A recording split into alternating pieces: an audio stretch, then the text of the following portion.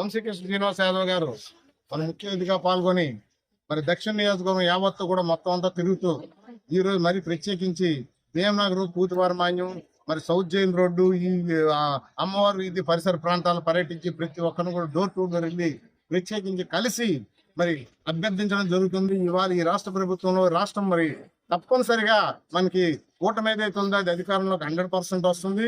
మరి వంశీకృష్ణ శ్రీనివాస్ యాదవ్ గారు మంచి మెజార్టీగా గెలుస్తున్నారు. సౌత్ లో జెండా ఎగరేస్తున్నాం.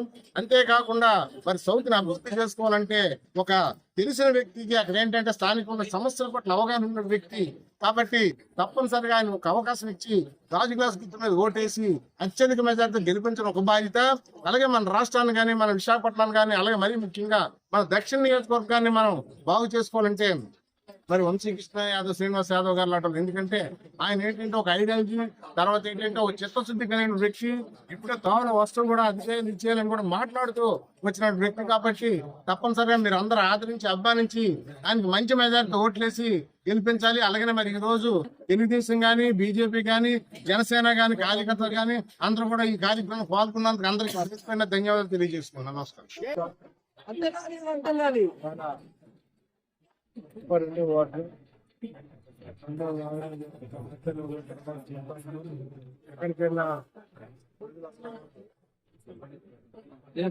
చెప్పుకోవాలి.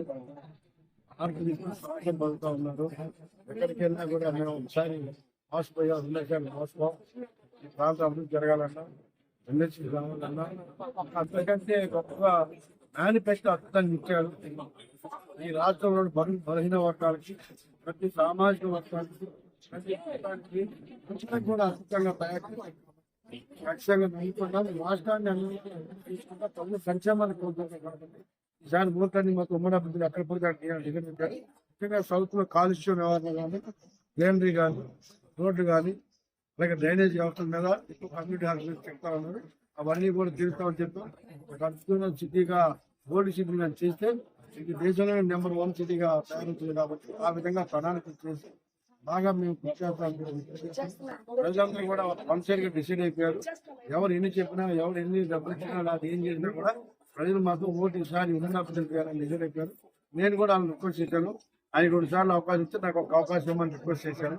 ఖచ్చితంగా బాబుని తిప్పి అందరూ తీస్తాం.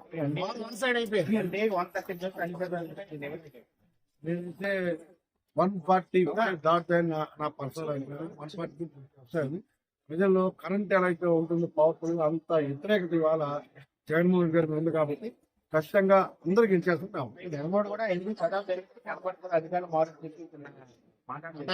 అధికారంలో ఉన్న వ్యక్తి ఓటమిని అంగీకరించి ఆయన తెలుసు. ఓటమి ఎప్పుడో తెలుసు, నాకు తెలుసు కదా విషయం.